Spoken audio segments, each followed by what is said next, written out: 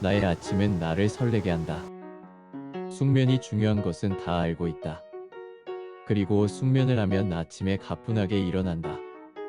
그러나 요즘같이 추운 겨울이면 아침에 일어나기가 억수로 힘겹다. 이불 밖은 위험해라는 광고 덕분에 더욱더 이불을 끌어안고 오히려 이불 속으로 기어들어간다. 추위 탓만은 아닌 것이 무더운 여름이었을 때도 오후 분만 덜을 부르짖으며 일어나지 못했다. 그럼에도 억지로 일어나야 하는 이유들은 다양할 것이다.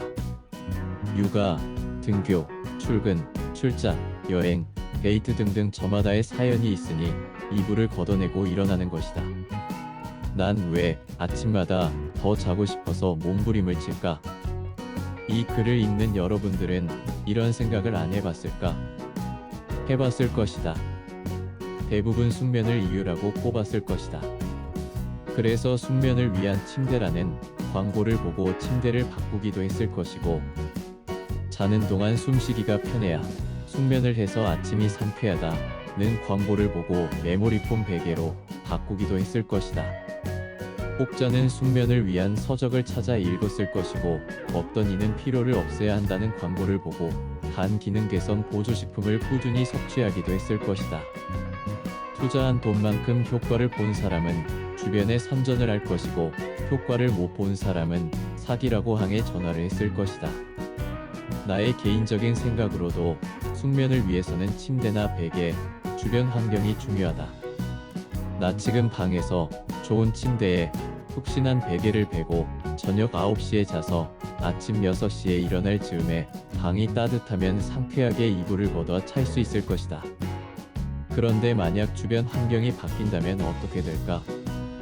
여행을 가든지 출장을 가든지 또는 이사를 하게 될 경우도 마찬가지다. 어떤 사람은 출장을 갈 때 베개를 들고 간다고 하는 사람도 봤었다. 그러나 그럴 수 없는 상황에서도 아침 일찍 일어나 하루를 활기차게 사는 방법은 없을까? 그래서 여러 방법들을 찾아보았다. 안대를 쓰고 어두운 환경을 만들고 자보라. 따뜻한 물을 받은 욕조에서 반신욕을 하고 자보라. 자기 30분 전에 핸드폰을 끄고 자보라. 이런저런 숙면에 관한 다양한 방법들을 찾을 수 있었다. 방법들을 나에게 대응을 해보았다. 나는 귀가 아파서 안대는 못한다. 욕조는 가는 곳에 숙소마다 차이가 있다. 잠자기 30분 전에 핸드폰을 꺼봤는데 궁금한 것들이 너무 많아져서 다시 핸드폰을 켰다. 하지만 우연히 조건이 맞아서 그렇게라도 푹 자면 아침에 일어날 때 확실히 덜 어기적거리게 된다. 하지만 내가 원하던 방법이 아니었다.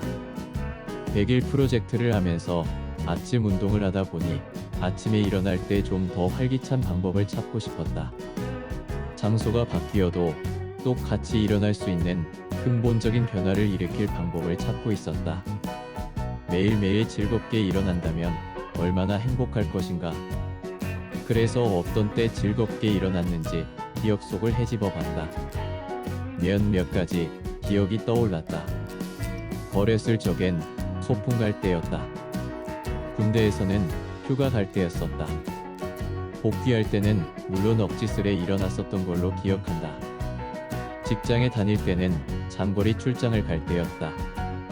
마라톤을 할 때에도 설렘에 일찍 일어났었다. 이런저런 기억들을 정리해보니 내가 긴장되거나 흥분되어 있을 때 숙면을 했고 아침에 일어날 때 뭉그적거리지 않았다. 그래서 요즘 나는 잠을 잘 때 아침에 만날 풍경을 기대하며 잠이 든다. 체중 감량을 위해 걷기 운동을 하며 바라보는 도시의 풍경을 예전에는 그냥 그랬구나 하며 바라보았다. 하지만 요즘은 언제 이런 풍경을 만날 수 있을까 하며 바라본다. 그래서 틈틈이 핸드폰 카메라로 사진도 찍는 중이다. 그렇게 나는 나에게 주어진 시간에 또 한 걸음 집중하게 되었다.